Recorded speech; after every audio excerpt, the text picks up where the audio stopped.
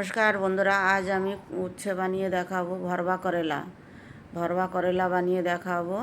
তো ভালো করে ছুলে নিলাম, ছুলে নিয়ে এবার পেট খালি করব। এর ভিতরে যত বীজ আছে সব বের করে দেব। যদি কচি থাকে রেখে দেবো, আর যদি বীজগুলো পেকে যায় তাহলে আমি ফেলে দেবো। তা বীজগুলো শক্ত হয়ে গেছে, বের করা যাচ্ছে না। তা আমি ওইগুলো ভালো করে যে পেকে গেছে, যার জন্য এগুলো আমি ফেলে দেবো, বীজগুলো রাখবো না। দেখুন শক্ত হয়ে গেছে। তো ভালো করে ধুয়ে নেব। ধুয়ে এবার কড়াইতে গরম জল বসিয়ে দেব।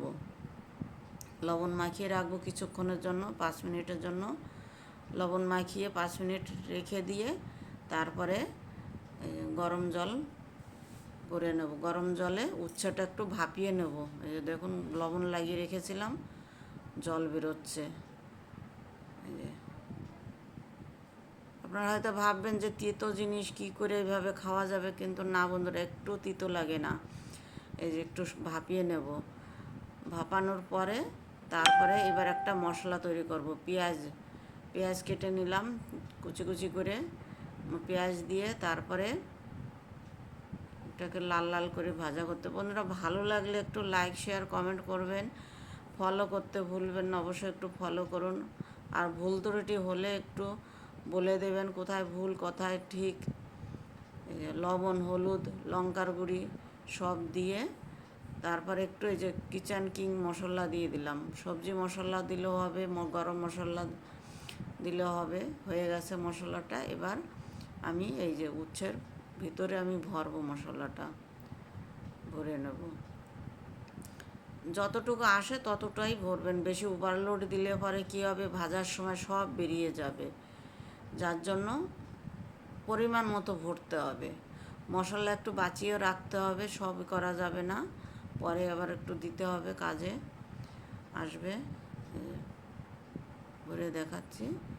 আপনারা চাইলে পরে যদি ভাবেন যে বেরিয়ে যাবে, তাহলে সুতো দিয়ে পুরো উচ্ছেটাকে বেঁধে দিতে পারেন। আমি বাঁধিনি, পুরো উচ্ছেটাকে ভালো করে জড়িয়ে বেঁধে দিতে পারেন। দেখুন বন্ধুরা, ধীরে ধীরে ধীরে পুরোটা আমি এই যে একটু মশলা বাঁচিয়ে রেখে দিলাম। এবার কড়াইতে তেল দিলাম। তেল দিয়ে উচ্ছেগুলো দিয়ে দেবো এক এক করে।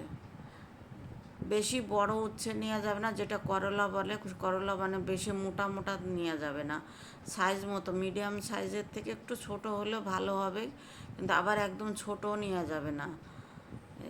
ঢাকা দিয়ে দিয়ে বেশ ভালো সুন্দর করে এই পাশ ওই পাশ করে ভাজতে হবে। বেশি ঘুটলে আবার মশলাগুলো বেরিয়ে যাবে। হিসাব মতো সব কিছু হিসাব মতো করতে হবে, এমনভাবে নাড়তে হবে। তারপরে তাও ওই যে এইটা আমার বেশি কাটা পড়ে গেছে উচ্ছেটা, ওটার থেকে মশলা আমার বেরিয়ে গেছে। এই যে বাকি যে মশলাটা ছিল সেই মশলাটা আমি এখন দিয়ে দিলাম। দিয়ে এবার হালকা একটু জল দিয়ে ঢেকে দেবো,